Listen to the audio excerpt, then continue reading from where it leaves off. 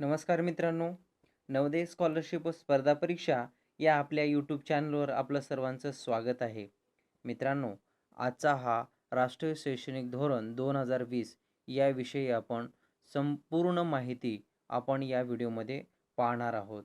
तर मित्रांनो, या व्हिडिओमधून आपण कोणकोणत्या गोष्टी शिकणार आहोत, तर त्या गोष्टीविषयी सर्वप्रथम मी सांगून देतो, की 5+3+3+4 हा शैक्षणिक आकृतिबंध नेमका काय आहे? 5 काय आहे, 3 काय आहे, 3 काय आणि 4 काय आहे, याविषयी संपूर्ण स्पष्टीकरण या लेक्चरमध्ये देण्यात आलेलं आहे. त्यानंतर शिक्षण बनणे झाले कठीण, म्हणजे शिक्षक होण्यासाठी काय शैक्षणिक अर्हता लागते, याविषयी देखील संपूर्ण माहिती या व्हिडिओमध्ये देण्यात आलेली आहे. त्याचबरोबर 9वी ते 12वी परीक्षा ह्या संपूर्ण सेमिस्टरनुसारच होणार आहेत.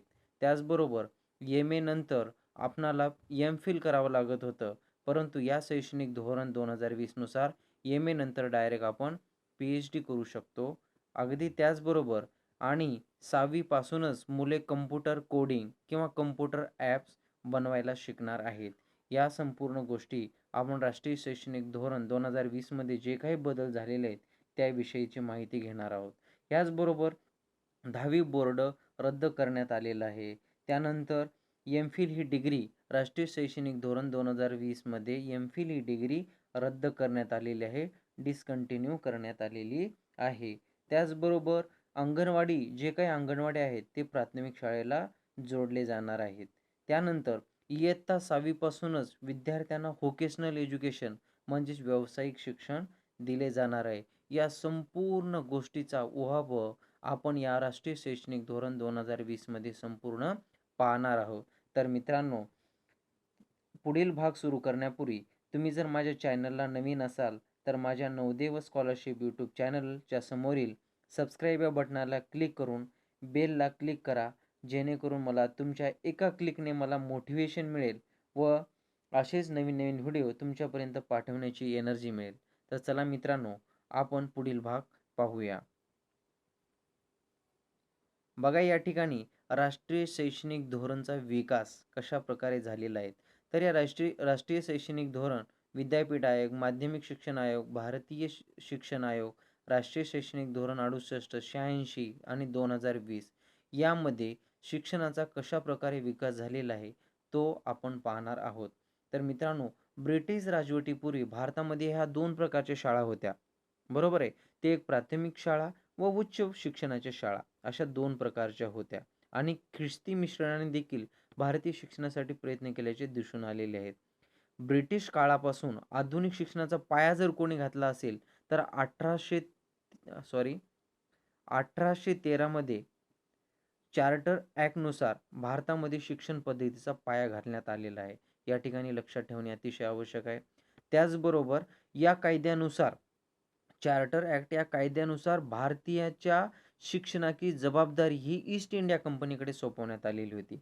मग जेव्हा ईस्ट इंडिया कंपनीमध्ये सोपवण्यात आली, त्यानंतर ब्रिटिश लोक जसे की लॉर्ड मेकॉलेचा झेरपचा सिद्धांत, त्यानंतर हंटर आयोग, त्यानंतर लॉर्ड कर्झनचा आयोग, त्यानंतर सॅडलर आयोग असे विविध आयोग शिक्षणासाठी भारतामध्ये येऊन गेले. परंतु त्यानंतर बडोद्याचे जे काही सयाजीराव गायकवाड महाराज व कोल्हापूरचे शाहू महाराज यांनी आपापल्या संस्थानात प्राथमिक शिक्षण सक्तीचे करण्याचे खूप सारे प्रयत्न केलेले आहेत. त्याचबरोबर महात्मा ज्योतिराव फुले यांनी शिक्षण क्षेत्रामध्ये भरपूर योगदान दिलेलं आहे. तर बघा मित्रांनो, राष्ट्रीय शैक्षणिक धोरण विकास कशा प्रकारे झालेला आहे ते याविषयी आपण माहिती घेऊया. बघा, स्वातंत्र्योत्तर काळात शिक्षणाची पुनर्रचना करण्यासाठी अनेक आयोग आल्या, समित्या नेमल्या गेल्या, पण त्यातील काही महत्त्वाचे आयोग आपण या ठिकाणी अभ्यास करणार आहोत.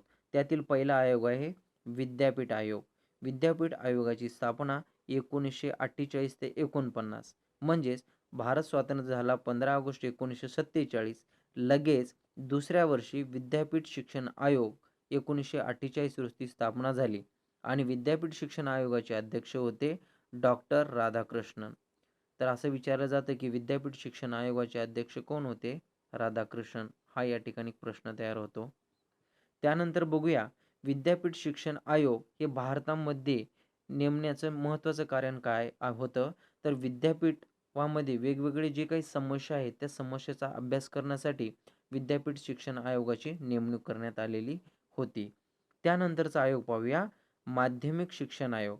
आता बघा मित्रांनो, माध्यमिक शिक्षण आयोग हे 1952 मध्ये आलं आणि माध्यमिक शिक्षण आयोगाचे जे काही अध्यक्ष होते ते होते लक्ष्मीस्वामी मुदलियार.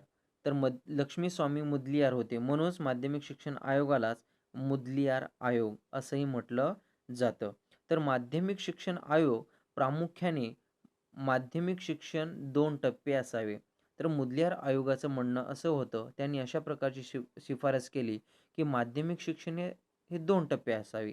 म्हणजेच 9वी-10वी हा माध्यमिक शिक्षण आणि 11वी-12वी हा उच्च माध्यमिक शिक्षण, अशा प्रकारची शिफारस मुदलियार आयोगाने करण्यात आलेली होती. अगदी त्याच प्रकारे माध्यमिक शिक्षणाची स्थिती कशा प्रकारे आहे याचा अभ्यास करण्यासाठी देखील माध्यमिक शिक्षण आयोगाची नेमणूक करण्यात आलेली होती.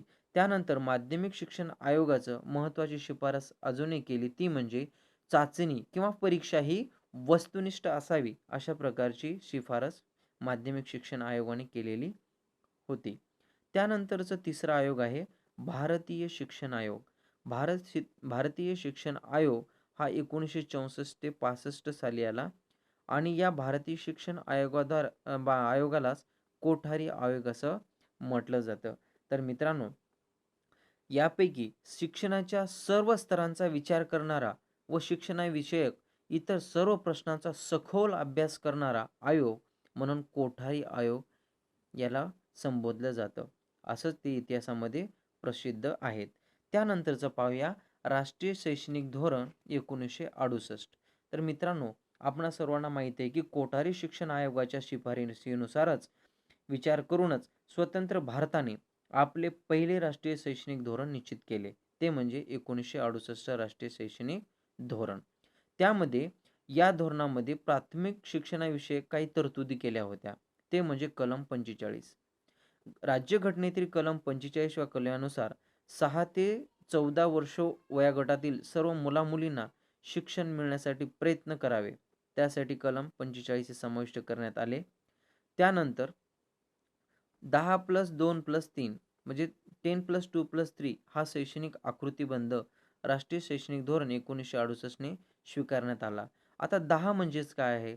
10 म्हणजे 1ली ते 10वी पर्यंत जो शिक्षण आहे त्याला 10, बरोबर. त्यानंतर 2 म्हणजे काय? 11वी-12वी आणि त्यानंतर 3 म्हणजे काय आहे? पदवीधर. अशा प्रकारे 10+2+3 हा शैक्षणिक आकृतिबंध 1968 मध्ये लावण्यात आला. त्यानंतर बघा, समान अभ्यासक्रम, मुलामुलींसाठी समान अभ्यासक्रम या धोरणाद्वारे तयार करण्यात आला. त्यानंतर या धोरणाद्वारे गणित, विज्ञान आणि कार्यानुभव असे 3 विषय अभ्यासक्रमामध्ये समाविष्ट करण्यात आले.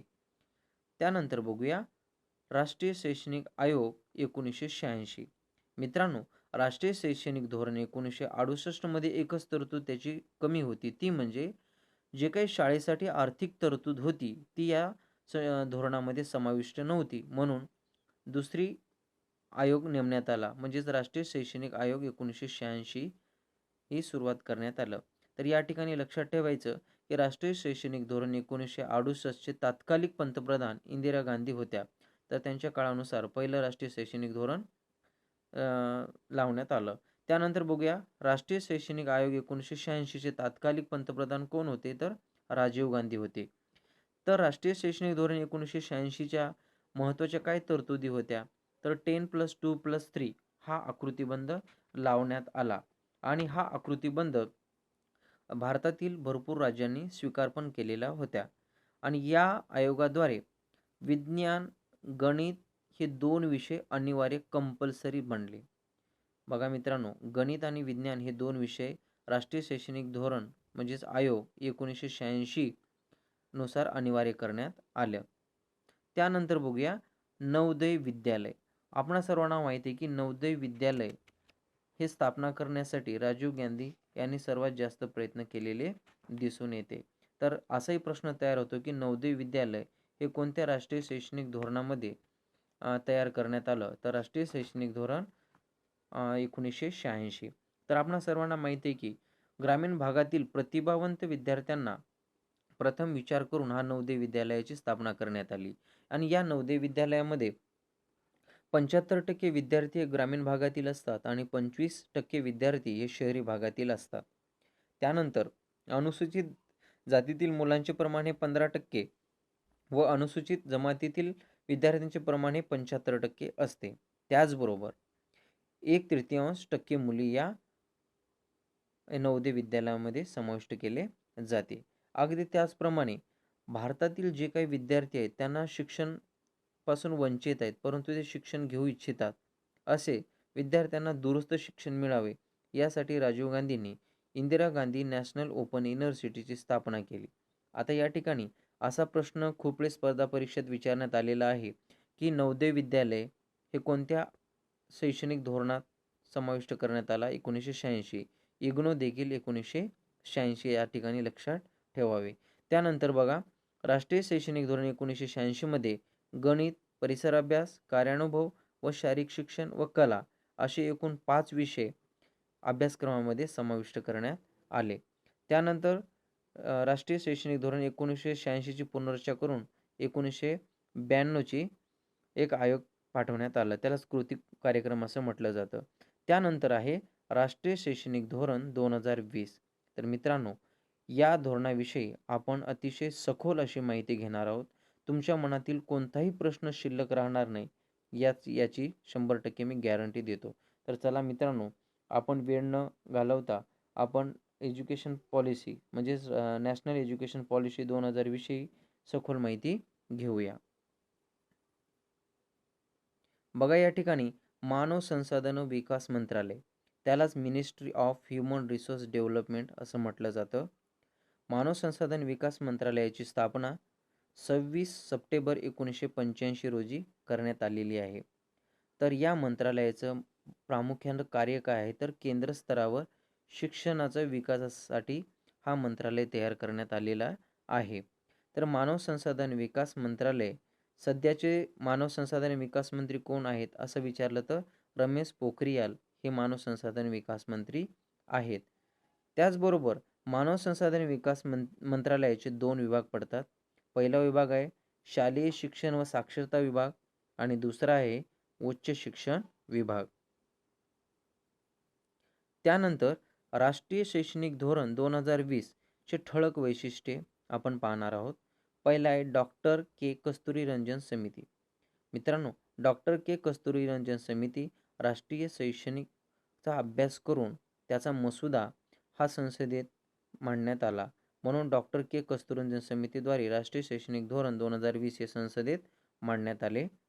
त्यानंतर राष्ट्रीय शैक्षणिक धोरण 2020 केंद्रीय मंत्रिमंडळाने कधी मान्यता दिली, तर 29 जुलै 2020 रोजी केंद्रीय मंत्रिमंडळाने मान्यता दिलेली आहे. त्याचबरोबर राष्ट्रीय शैक्षणिक धोरण 2020 त्या इसवी सनामध्ये मानवी विकास व संसाधन मंत्री कोण होते, तर रमेश पोखरियाल हे होते. त्याचबरोबर 2030 पर्यंत शिक्षणाचे सार्वत्रिकरण शालेय विद्यार्थ्यांना 100% पूर्व प्राथमिक व माध्यमिक शिक्षण देणे हे या राष्ट्रीय शैक्षणिक धोरणाचे महत्त्वाचं वैशिष्ट्य आहे. म्हणजेच काय, की 2030 पर्यंत भारतातील संपूर्ण विद्यार्थ्यांना 100% पूर्व प्राथमिक व माध्यमिक शिक्षण देण्याचं ध्येय निश्चित केलेलं आहे. त्याचबरोबर शालाबाह्य 2 करोड विद्यार्थ्यांना पुन्हा शिक्षणाच्या प्रवाहात आणणे. म्हणजेच जेव्हा भारतातील संपूर्ण शिक्षणाचा सर्वे करण्यात आला, तर त्यामध्ये असे निदर्शनास आले, की 2 करोड विद्यार्थी हे शिक्षणापासून वंचित होते. तर त्या विद्यार्थ्यांना शाळेच्या प्रवाहात, शिक्षणाच्या प्रवाहात आणण्यासाठी राष्ट्रीय शैक्षणिक धोरण 2020 ने ध्येय निश्चित केलेलं आहे. त्यानंतर मानव संसाधन व विकास मंत्रालयाची मुख्य उद्दिष्टे कोणती आहेत? पहिला उद्दिष्ट राष्ट्रीय शिक्षण धोरण तयार करून अंमलबजावणी करणे. म्हणजेच विविध शिक्षणाचे धोरण म्हणजे राष्ट्रीय शैक्षणिक धोरण 1968, 86, 2020 हे धोरण कोण तयार करतं, तर मानव संसाधन व विकास मंत्रालय ministry of human resource and development तयार करतं. तयार करून त्यानंतर त्या धोरणाची अंमलबजावणी देखील हाच मंत्रालय करत असतो. त्यानंतर शैक्षणिक संस्थेचा विस्तार करणे व गुणवत्तेत वाढ.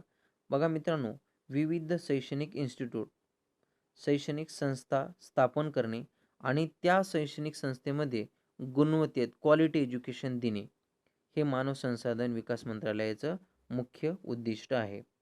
त्याचबरोबर अतिदुर्बल व वंचित गटातील होतकरू विद्यार्थ्यांना स्कॉलरशिप, कर्ज व अनुदान देऊन वित्तीय मदत करणे, हा देखील मानव संसाधन व विकास मंत्रालयाचं प्रमुख कार्य आहे. त्यानंतर राष्ट्रीय शैक्षणिक धोरणाची ठळक वैशिष्ट्ये आपण पाहणार आहोत.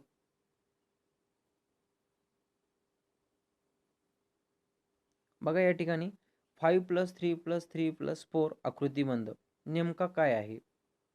भरपूर शिक्षकांना, विद्यार्थ्यांना, पालकांना प्रश्न पडलाय की नेमका हा पॅटर्न काय आहे?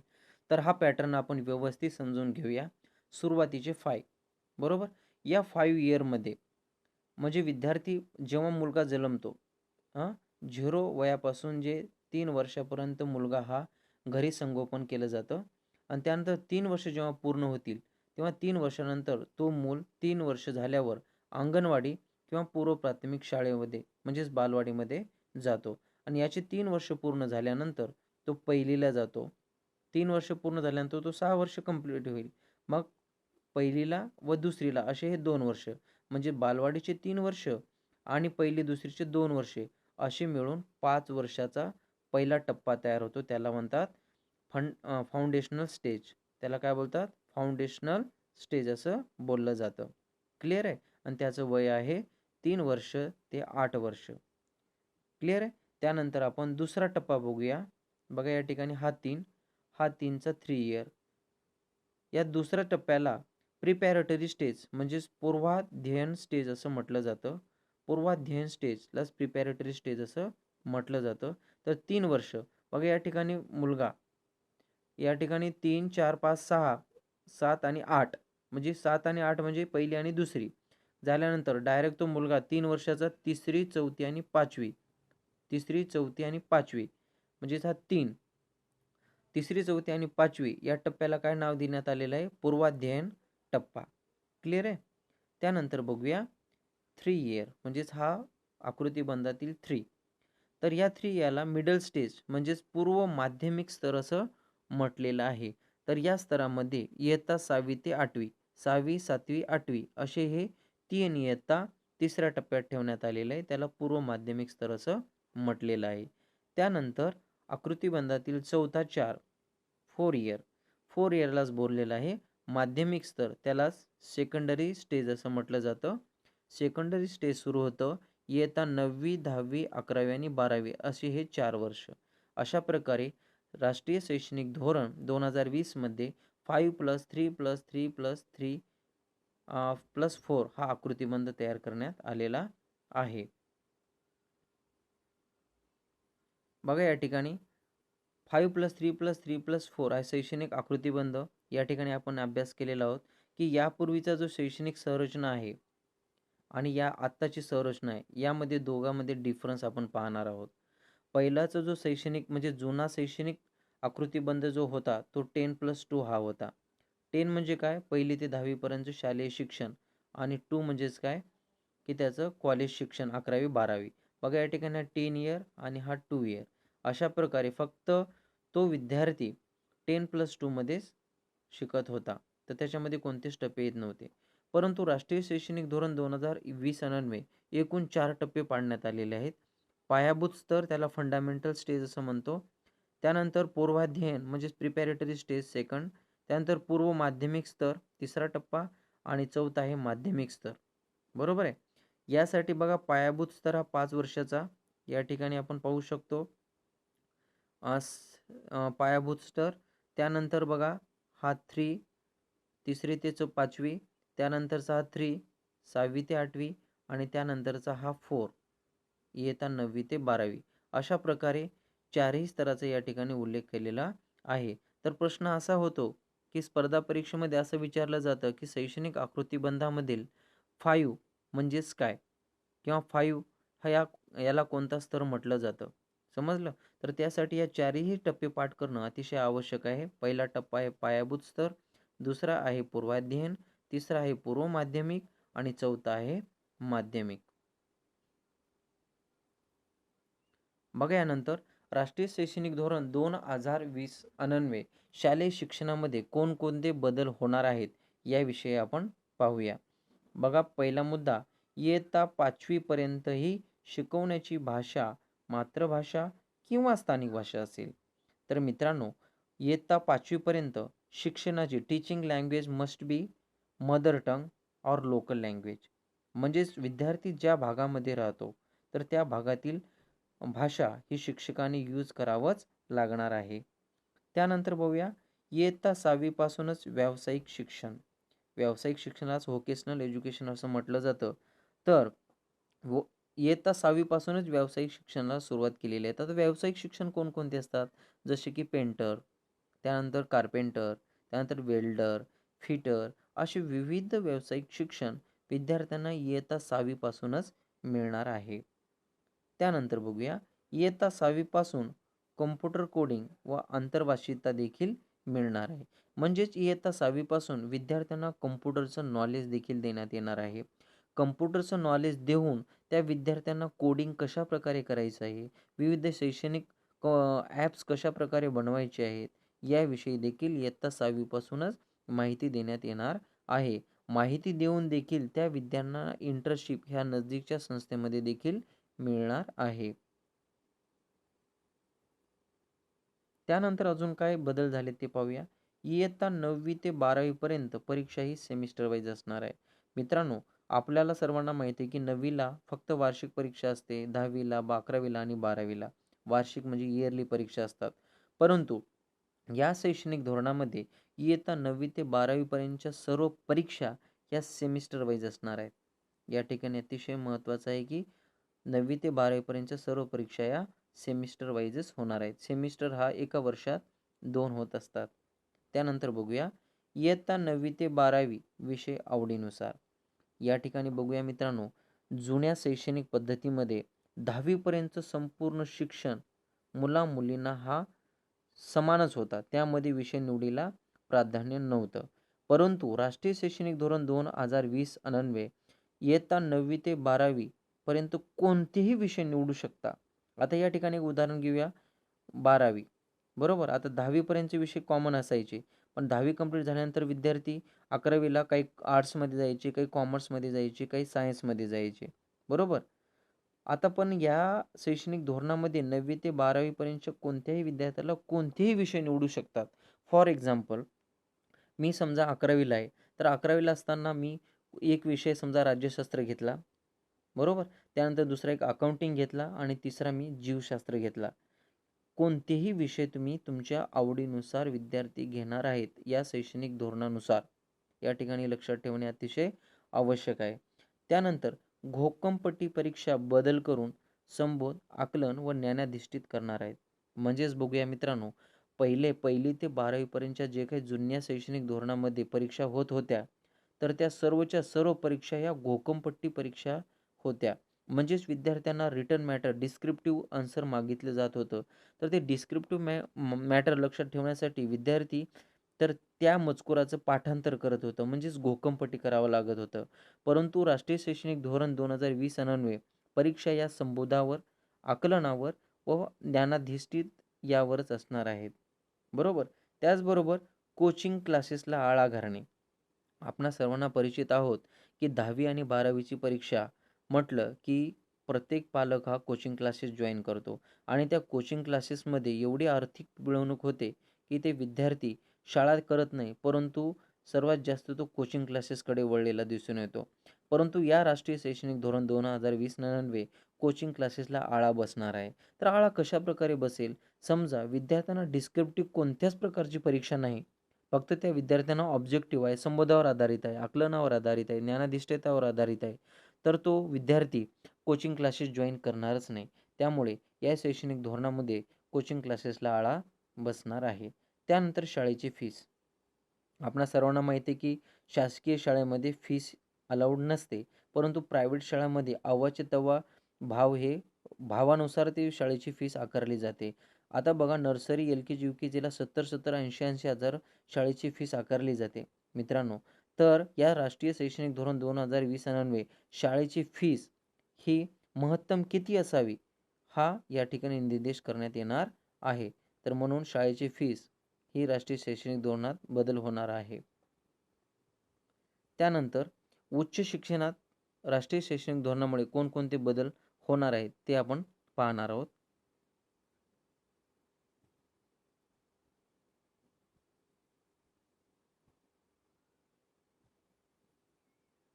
बघा या ठिकाणी उच्च शिक्षणात झालेले बदल. आता उच्च शिक्षण, आता विद्यार्थी 5+3+3+4 हा शैक्षणिक आकृतीबंध अभ्यास केल्यानंतर तो विद्यार्थी ग्रॅज्युएशन करणार. ग्रॅज्युएशन काही काही 3 वर्षाचे असतात तर काही 4 वर्षाचे असतात. जसे की BA, BSc आणि BCom हे ग्रॅज्युएशन आहे. बरोबर. आता पूर्वीच्या शैक्षणिक आकृतीबंधामध्ये किंवा शैक्षणिक सिलेबसमध्ये BA करायचं असेल तर 3 वर्ष करावं लागत होतं. फर्स्ट इयर, सेकंड इयर आणि थर्ड इयर. हे तिन्ही वर्ष केल्यानंतरच त्याला पदवीचं सर्टिफिकेट मिळत होतं. परंतु राष्ट्रीय शैक्षणिक धोरण 2020 अन्वये आता अशा प्रकारची पद्धत राहिलेली नाही. तर जर समजा मी BA फर्स्ट इयरला आहे, कंप्लीट केलं तर मला लगेच सर्टिफिकेट मिळणार. जर मी BA successfully second year complete केलं तर मला डिप्लोमा मिळणार. त्यानंतर BA थर्ड इयर कंप्लीट केलं तर मला डिग्री मिळणार. क्लिअर आहे? म्हणजेच तुम्ही फर्स्ट इयर करून जर शाळा सोडली तर BAचं सर्टिफिकेट तुमच्याकडे मिळणार आहे. आणि BAच्या सर्टिफिकेटवर तुम्हाला जर भविष्यामध्ये कोणत्याही स्पर्धा परीक्षा निघाल्या तर फर्स्ट इयरच्या ग्रेडवर सर्टिफिकेटवर वेगळ्या परीक्षा, BA डिप्लोमावर वेगळ्या परीक्षा आणि BA डिग्रीवर वेगळ्या परीक्षा असणार आहेत. तर मित्रांनो, आता या ठिकाणी BA फर्स्ट इयर आणि पहिलेच्या शैक्षणिक पद्धतीमध्ये काय होत होतं, की मी समजा BA फर्स्ट इयर आणि सेकंड इयर केलं आणि मध्ये शाळा सोडून दिलं, तर आपल्याला कोणत्याच प्रकारचं डिग्री सर्टिफिकेट मिळत नव्हतं. परंतु या राष्ट्रीय शैक्षणिक धोरणामध्ये तुम्ही first year, second year, third year कोणतीही डिग्री जर केली, तर त्यानुसार तुम्हाला सर्टिफिकेट, डिप्लोमा, डिग्री मिळणार आहेत. क्लिअर आहे? त्यानंतर बघूया पोस्ट ग्रॅज्युएट, MA, MSc आणि MCom. त्यानंतर उच्च शिक्षणात झालेले बदल, राष्ट्रीय शैक्षणिक धोरण 2020 अन्वये. बघा यामध्ये सरी अति महत्त्वाचं आहे की MPhil हे रद्द करण्यात आलेलं आहे. असा प्रश्न विचारण्यात येतो की MPhil ही डिग्री राष्ट्रीय शैक्षणिक धोरण 2020 मध्ये रद्द करण्यात आलेली आहे. त्यानंतर दुसरं बघूया, पदवी ग्रॅज्युएशन नंतर डायरेक्ट PhD करू शकतात. मित्रांनो, आपण पहिले BA केलं, BA ग्रॅज्युएशन कंप्लीट केल्यानंतर आपणाला MPhil करावं लागत होतं. परंतु आता MPhil ही 2020 धोरणानुसार ती रद्द करण्यात आली आहे. तर पदवीनंतर आपण आता डायरेक्ट PhD करू शकतो. Doctor of philosophy. क्लिअर? त्यानंतर multiple entry and multiple exit हे राष्ट्रीय शैक्षणिक धोरणामध्ये अंमलबजावणी करण्यात आलेली आहे. आता मल्टिपल एंट्री आणि मल्टिपल एक्झिट कशाला म्हटलं जातं? तर मल्टिपल एंट्री म्हणजे समजा उदाहरणार्थ 11वीला मी आहे, बरोबर? 11वी BAमध्ये आहे. BA फर्स्ट इयर केलं. फर्स्ट इयर केल्यानंतर माझं मनच BA फर्स्ट इयरमध्ये लागलं नाही. मग मला असं वाटलं की फर्स्ट इयर BA केलं, त्याचं सर्टिफिकेट मिळालं. मग मी जाणार सायन्स फॅकल्टीमध्ये, म्हणजे सायन्सचे विषय निवडून, बरोबर? मग मी BAचा विद्यार्थी हा सायन्सही करू शकतो, कॉमर्सही करू शकतो. आणि सायन्सचा विद्यार्थी हा BAचे पण कोणतेही विषय घेऊन करू शकतो, बरोबर? तो 1 वर्ष पूर्ण केल्यानुसारच मग सर्टिफिकेट, डिप्लोमा आणि डिग्री मिळणार आहेत. म्हणून मल्टिपल एंट्री म्हणजे तुम्ही कोणत्याही स्ट्रीममध्ये, कोणत्याही शाखेमध्ये जाऊ शकता आणि त्या शाखेमध्ये एक्झिट देखील होऊ शकता.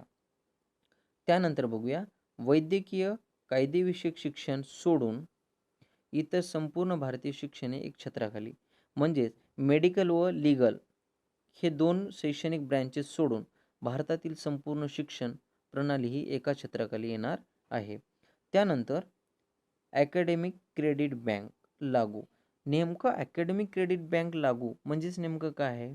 तर उच्च शिक्षणामध्ये अकॅडमिक क्रेडिट बँक लागू म्हणजेच बघा, आपणा सर्वांना माहिती आहे की क्रेडिट कार्डमध्ये पैसे जमा असतात आणि त्यानुसार आपण खरेदी करू शकतो. अगदी त्याचप्रमाणे अकॅडमिक क्रेडिट बँक अशा प्रकारचे एक, जसं डिजिलॉकर असतो ॲप्लिकेशन, त्याच्यामध्ये अकॅडमिक क्रेडिट बँक त्याच्यामध्ये आपले ग्रेड जमा होणार.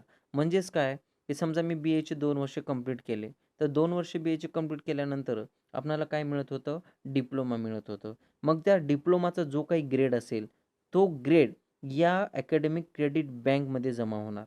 जेवढे क्रेडिट जमा होतील, त्यानुसार तुमचं भविष्यामध्ये कोणत्याही गव्हर्नमेंट जॉब मिळवण्यासाठी उपयोगी ठरणार आहेत. त्यानंतर बघूया शिक्षक क्षेत्रात शैक्षणिक धोरण 2020 मध्ये काय बदल होणार आहेत. बघा या ठिकाणी शिक्षक कोण होईल? शिक्षक होण्यासाठी शैक्षणिक अर्हता कमीत कमी 4 वर्ष BEd. मित्रांनो, आपणा सर्वांना माहिती आहे की पहिले शिक्षक होण्यासाठी 12वी पूर्ण झाल्यानंतर आपण DEd 2 वर्षाचा कोर्स केल्यानंतर आपण शिक्षक होत होतो. परंतु राष्ट्रीय शैक्षणिक धोरण 2020 अन्वये शिक्षक होण्यासाठी शैक्षणिक अर्हता कमीत कमी लागणार आहे 4 वर्षाचा BEd कोर्स किंवा BEd डिग्री करणे. क्लिअर आहे? या ठिकाणी आपण DEdचा अति विचारच करू शकत नाही. त्यानंतरचा मुद्दा बघूया TET. TET म्हणजेच काय? Teacher eligibility test. आता TET ही परीक्षा कोण ऑर्गनाईज करणार? तर NRA. NRAलाच काय बोलतात? National recruitment agency. NRA ही केंद्र सरकारची एक एजन्सी आहे आणि ही एजन्सी संपूर्ण भारतामध्ये परीक्षा घेणार आहे. तर NRAद्वारे TET परीक्षा घेतली जाणार आहे. त्यानंतर TET परीक्षेची काठिण्य पातळी. आता शिक्षकाची जी TET परीक्षा आहे, त्याची काठिण्य पातळी पहिले 10वी पर्यंतच्या सिलेबसावर प्रश्न विचारले जात होते. परंतु राष्ट्रीय शैक्षणिक धोरण 2020 अन्वये TET परीक्षेची काठिण्य पातळी ही 12वी पर्यंत करण्यात आलेली आहे. त्यानंतर शिक्षक विद्यार्थ्याचं प्रमाण हे 30:1 असणार आहे. म्हणजे 30 विद्यार्थी वर्गामध्ये 30 विद्यार्थी असतील तर एक शिक्षक अपॉइंट करणार आहेत. त्यानंतरचा मुद्दा बघूया. शिक्षक विद्यार्थी प्रमाण 1:3 म्हणजे 1 शिक्षक आणि 30 विद्यार्थी. त्या ठिकाणी ज्या ठिकाणी मागास आहेत, अति दुर्बल भाग आहे किंवा आदिवासी क्षेत्रामध्ये शिक्षक विद्यार्थी प्रमाण हे 1:25 असेल. म्हणजे 25 विद्यार्थी मागे 1 शिक्षक अपॉइंट केली जाणार आहे. त्यानंतर शासकीय व खाजगी शिक्षक TET उत्तीर्ण अनिवार्य. मित्रांनो, आपणा सर्वांना परिचित आहेत की शासकीय म्हणजे गव्हर्नमेंट जे काही शिक्षक आहेत, ते सर्व शिक्षक TET उत्तीर्ण अनिवार्यच करण्यात आलेलं आहे. परंतु आपण असंही पाहतो की जे काही इंग्लिश मीडियम शाळा आहेत, त्याच्यामध्ये खाजगी शिक्षकांची भरती केली जाते. तर ती खाजगी शिक्षक हे TET उत्तीर्ण बहुधा नसतात. तर खाजगी आणि शासकीय शिक्षक हे आता TET उत्तीर्ण असणे अनिवार्य करण्यात आलेलं आहे.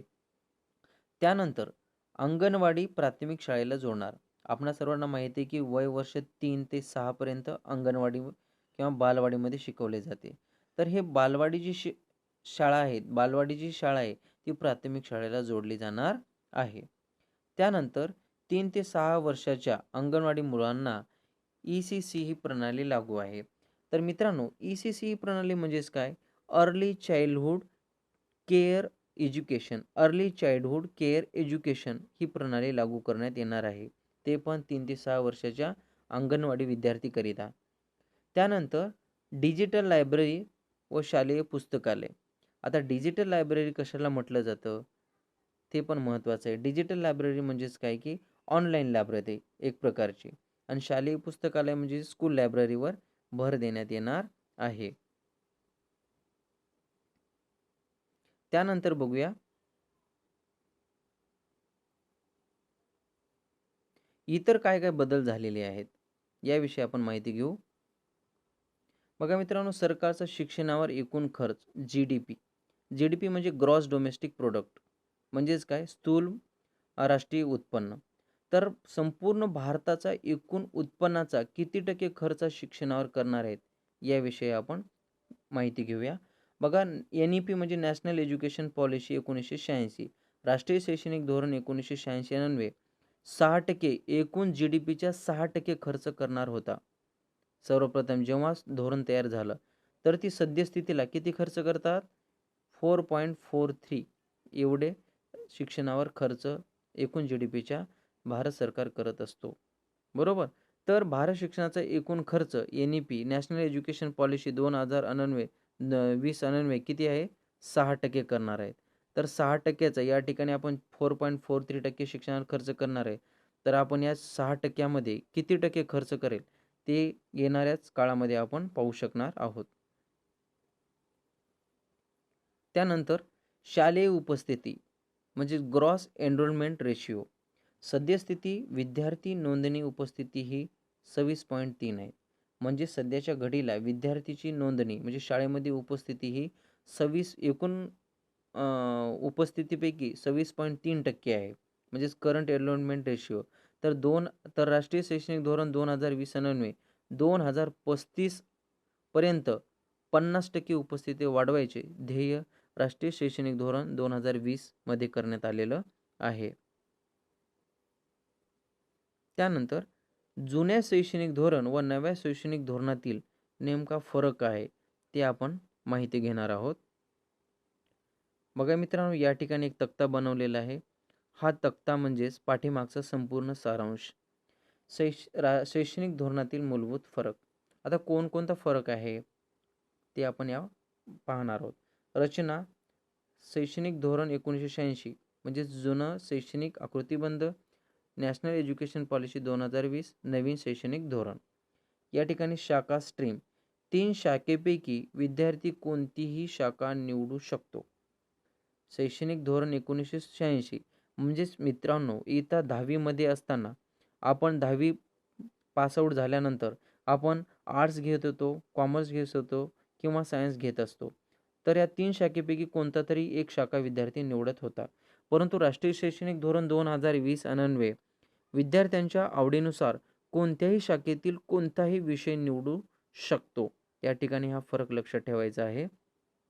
त्यानंतर दुसरा मुद्दा बघूया, शैक्षणिक आकृतिबंध. जुना शैक्षणिक आकृतिबंध आहे 10+2+3. 10 म्हणजे शालेय शिक्षण 1ली ते 10वी, 2 म्हणजे कॉलेज 11वी-12वी आणि 3 म्हणजे पदवीधर. परंतु राष्ट्रीय शैक्षणिक धोरणात काय आकृतिबंध बदल केला आहे तर 5+3+3+4 असे 4 टप्पे तयार करण्यात आलेला आहे. त्यानंतर बोर्डाच्या परीक्षा. जुन्या शैक्षणिक धोरणानुसार वर्षातून फक्त एकदा व्हायची, परंतु नवीन शैक्षणिक धोरणानुसार या 9वी, 10वी, 11वी आणि 12वी हे 4 वर्ग म्हणजे 4 इयत्ता सेमिस्टर वाईज परीक्षा होणार आहेत. त्यानंतर प्रमाणपत्र. 3 किंवा 4 वर्षाचे पदवीचे शिक्षण पूर्ण झाल्यावरच डिग्री दिली जात होती. जुन्या शैक्षणिक धोरणामध्ये 3 वर्षाची किंवा 4 वर्ष पूर्ण केल्यानंतरच पदवीचं डिग्री मिळत होती. परंतु राष्ट्रीय शैक्षणिक धोरणामध्ये पदवीचा पहिला वर्षही पूर्ण केलं तर सर्टिफिकेट मिळते, दुसरा वर्ष पूर्ण केलं तर डिप्लोमा मिळतो आणि 3 वर्ष पूर्ण केलं तर डिग्री मिळत असते. त्यानंतर बघूया व्यावसायिक शिक्षण म्हणजे व्होकेशनल एज्युकेशन. हा राष्ट्रीय शैक्षणिक धोरण 1986 मध्ये नमूद करण्यात आलेला नव्हता, परंतु राष्ट्रीय शैक्षणिक धोरण 2020 अन्वये व्होकेशनल एज्युकेशन हे विद्यार्थ्यांना 6वी पासून देण्यात येतो आणि त्याचबरोबर इंटर्नशिपसुद्धा लागू करण्यात आलेली आहे. त्यानंतर गुणपत्रक. प्राप्त गुणाच्या आधारे विद्यार्थ्यांना गुणपत्रक देण्यात येत होतं. उदाहरणार्थ 10वी परीक्षा पास झालं की त्यानंतर त्याला त्या मिळालेल्या गुणाच्या आधारे त्या विद्यार्थ्यांना गुणपत्रक देण्यात येत होतं.